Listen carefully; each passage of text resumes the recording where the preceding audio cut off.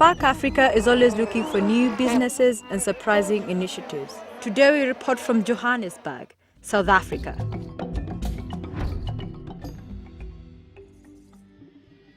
The Football World Championship in the summers of 2010 will take place in South Africa's capital, Johannesburg. If there is one thing you can count on, is that this event will be very loud. In South Africa, when going for a football match means making as much noise as possible to support your team. Besides the vuvuzela, we now have the Zazu horn. The vuvuzela boosts our morale. It makes us go crazy. It's the spirit of soccer. Fanny Nithlin didn't think that one horn would be enough. This South African designer and entrepreneur, who was raised on a farm near Kimberley, felt inspired by the animals in his surroundings. He remade the horn of the kudu into the Zazu horn. I always wondered how one can advance it a little bit further from the traditional horn that the sangomas, etc. use.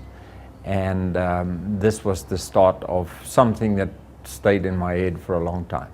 2 years ago, Nithlin, together with an industrial designer, decided to work on this concept. His initial idea slowly grew into a genuine product made of plastic.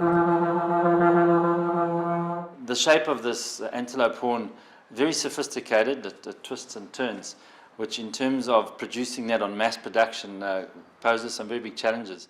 The two men behind the horn expect to reach numerous supporter groups, preferably supporters of all the 32 countries participating in the World Championships. So they have come up with an idea. Every country can attach its own national flag to the horn. If other countries, they must adopt whatever we're doing, whatever they must do. I'm definitely sure they must do whatever we are doing in South Africa. They must adopt our culture. Our culture is very unique.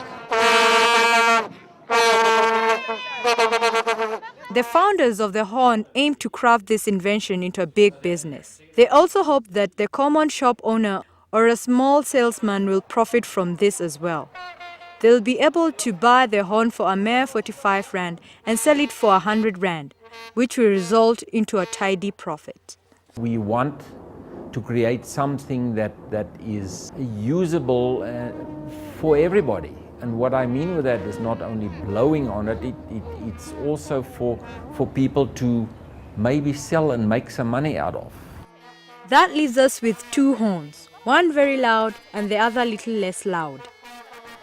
Because vuvuzelas, incidentally, were actually stolen train hooters from the train spoornet in South Africa, and people started manufacturing them in plastic. So they really were a hooter and didn't consider the decibels or human ear issues on it. So it's more of a blast than a musical sound. We like to think of this as a musical instrument now, with the music of Africa coming out of it for the World Cup.